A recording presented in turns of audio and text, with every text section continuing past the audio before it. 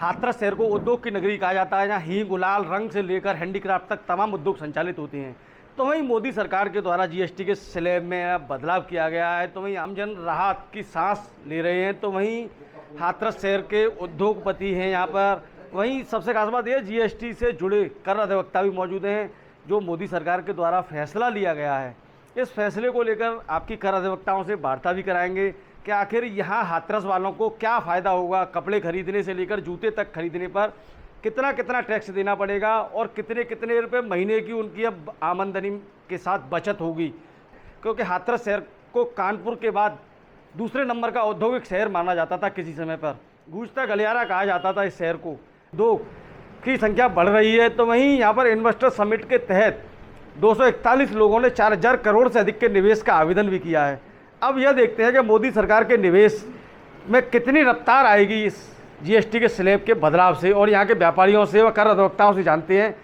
मेरा गिरीशन शर्मा। बाबू जी, जो मोदी सरकार के द्वारा जीएसटी के स्लैब में बदलाव किया गया है, तो इससे आम जन को क्या फ़ायदा होगा? सबसे पहले मैं सरकार का धन्यवाद देना चाहता हूँ कि उन्होंने इस प्रस्ताव को पास किया और आम जनमानस को रेट कम करने से काफ़ी फ़ायदा होगा।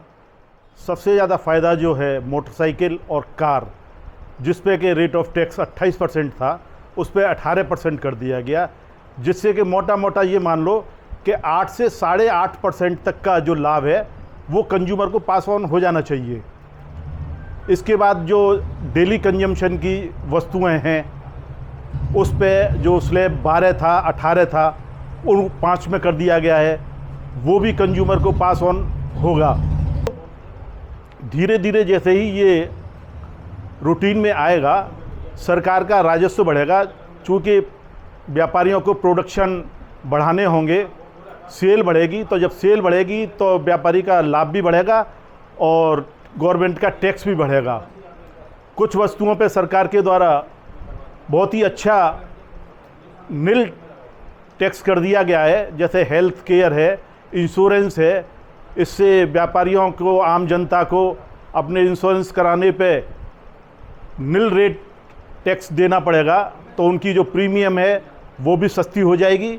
एवं उसके अलावा जो जीवन रक्षक दवाएं हैं वो भी सस्ती हो जाएंगी। इसके अतिरिक्त और भी बहुत से डायरेक्ट इनडायरेक्ट फ़ायदे होने हैं। इसका लाभ जनमानस को पहुंचना चाहिए। सुझाव देना चाहता हूं कि उनके द्वारा जो अमेंडमेंट किए जाते हैं वो बीच में कभी भी कर दिए जाते हैं। जैसे ये 22 सितंबर से किया जा रहा है, इसको अगर 1 अक्टूबर से करते तो साल के मध्य में ये चीज़ हो जाती, और आगे भविष्य में भी जो भी अमेंडमेंट करें साल में 2 बार करें, 1 अप्रैल को कर दें, 1 अक्टूबर को कर दें या जुलाई में कर दें। इस तरह से बीच में करने से आम व्यापारियों को जो अमेंडमेंट होती हैं उसके बारे में जानकारी नहीं रहती और उसका खामियाना फिर व्यापारी को भुगतना पड़ता है। भाई साहब, आपका शुभ नाम क्या है? विनोद कुमार अग्रवाल, एडवोकेट। अच्छा, आप किस पद में हैं? Secretary district tax bar association Hathras.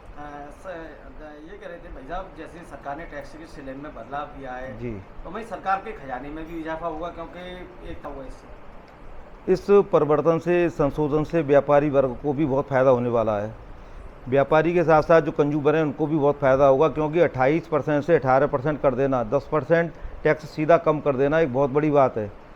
18% से बहुत से आइटम 5% के अंतर्गत आ गए। ये भी एक बहुत अच्छा उनका सुझाव, अच्छा कार्य सरकार ने किया है। लेकिन इस मांग को हम लगभग पिछले 7 साल से लगातार कर रहे थे कि टैक्सों के रेट बहुत अधिक हैं।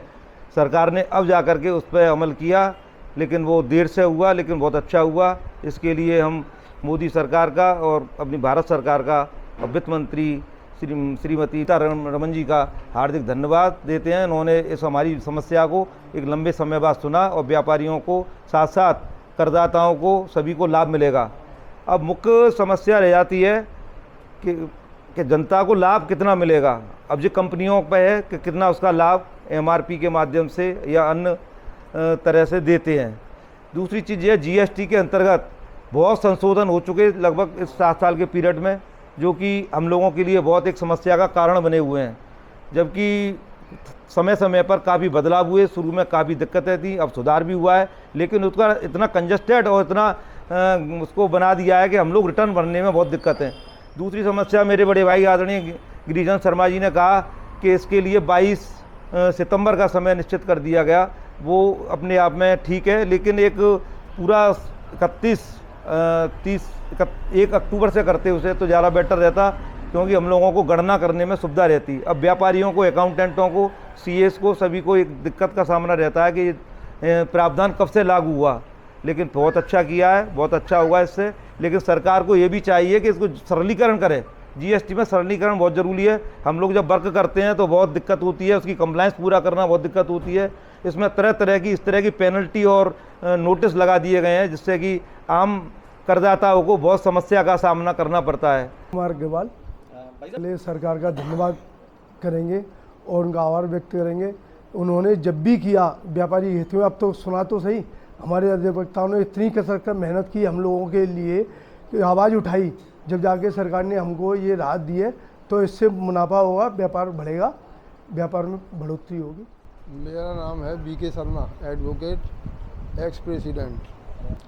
मेरा कहना है जो सरकार ने ये अमेंडमेंट पास किया है ये सबसे अच्छा किया, क्योंकि जो टैक्स इतना बढ़ा हुआ था उसमें काफ़ी राहत दी है, 10%, 5%, 8% जो भी है, तो उससे हमारी व्यापारियों की सेल बढ़ेगी, इनकम बढ़ेगी, हर चीज़ बढ़ेगी, ग्रॉस प्रॉफिट भी बढ़ेगा, नेट प्रॉफिट भी बढ़ेगा और सहयोग भी मतलब मिलेगा। इतना टैक्स हैवी लगा रखा है, इसे कम कैसे किया जाए, लेकिन ये सूचना उनके पास बहुत धीरे से पहुंची और बहुत टाइम के बाद पहुंची, और उन्होंने जो कार्य किया बहुत सराहनीय है और ये बहुत अच्छा है। इससे सभी अधिवक्ताओं को, व्यापारियों को और आम जनता को, सभी को बहुत फ़ायदा होगा।